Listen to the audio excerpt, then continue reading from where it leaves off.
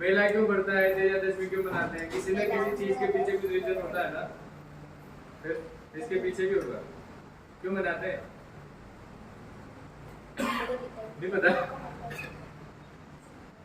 वो सर कुछ बताने वाले, कहानी भी सुनाएंगे तुम्हें। वे अपन मेला क्यों मनाते हैं, तेजा जी कौन से, क्या करते थे, कौन कौन उनके माता पिता थे, उनके बारे में। धवल राज्य से शुरू होती है। धवल राज्य से ही एक धोलिया गोत्र चालू हुआ, ठीक है। तो उनके वंशज थे उदयराज। उन्होंने एक खरनाल गांव में, जो नागौर में है, वहां पर उन्होंने जीत हासिल करके अपने राज्य की राजधानी उसको बनाया। और वहीं पे ही हमारे जिसका जन्म हुआ था, हमारे तेजाजी महाराज, ठीक है। उनके पिताजी का क्या नाम था, बताइए किसी को?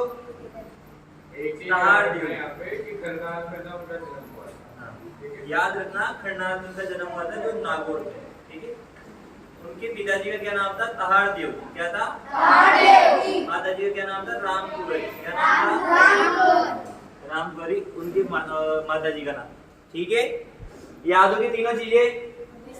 शुरू से ही वीर बहादुर थे, है ना, पराक्रमी थे, योद्धा थे, बढ़िया। तो उनको अब एक टाइम वो क्या कर रहे थे, खेत में काम कर रहे थे, ठीक है। तो उनको अगर लेट रोटी आती थी, क्योंकि पूरे दिन बहुत मेहनत करते थे।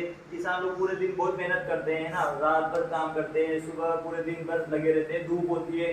तो एक बार वो काम कर रहे थे, तो एक बार उनकी भाभी जी उनके लिए रोटी बना के लेके, है ना। तो वो लेट बना के लेके आई। क्या बना, कब लेके आई? थोड़ा लेट बना के लेके आई। तो उन्होंने उनसे बोल दिया कि ये मेरे लिए लेट की रोटी बना के लेके आए हो आप, मेरे लिए जल्दी बना के लाया करो, बना के लाना हो तो लाओ, नहीं तो मत लाओ। तो भाभी जी ने उनको बोल दिया कि तू तारी बीजनी ले आओ, तुम्हारी वाइफ को ही ले आओ। तो अब उन्होंने उसी टाइम ठान लिया कि अब मैं रोटी खाऊंगा तो किसके हाथ की खाऊंगा।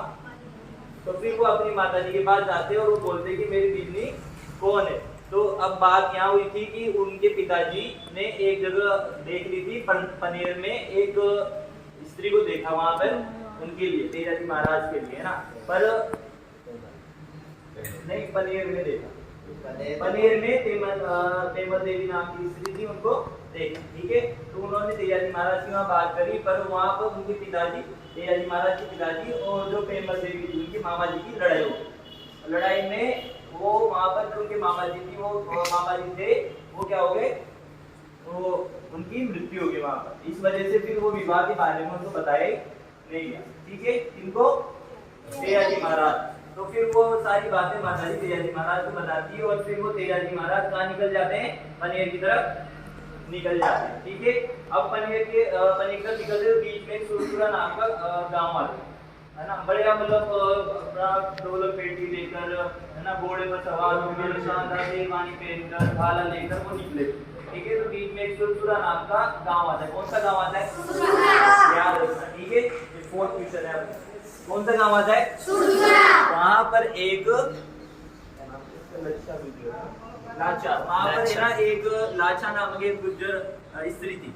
कौन थी, लाचा, है ना। क्या नाम था उसका, लाचा।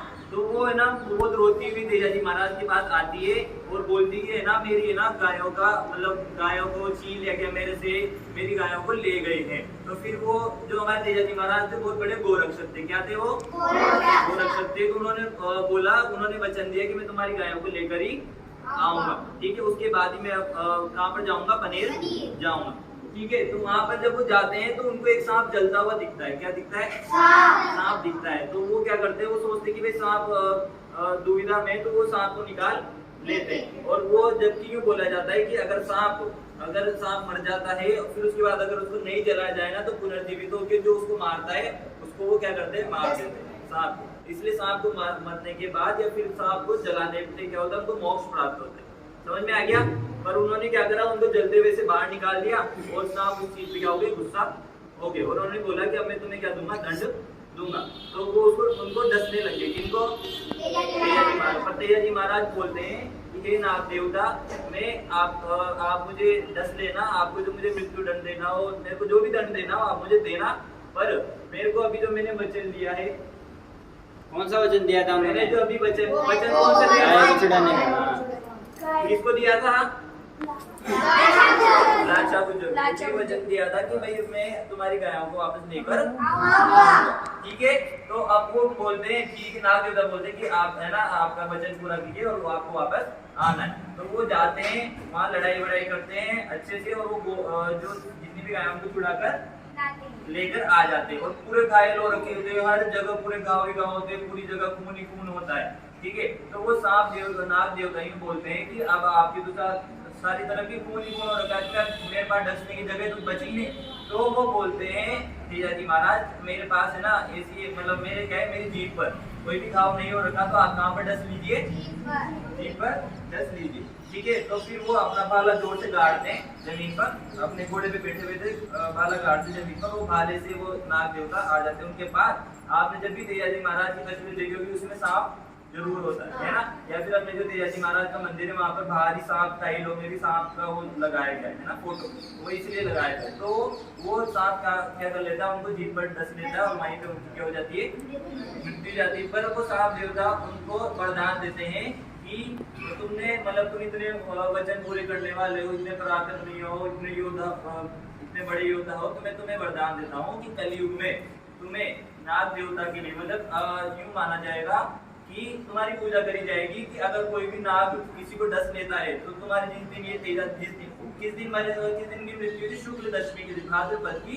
शुक्ल दशमी के दिन, उस दिन है ना जो भी तुम्हारी तात यानी कि जो डोर बांधते उसको बांध लेगा, जहाँ पे भी सांप ने काटा है तो उसका जेल का असर नहीं होगा। ये कहानी थी।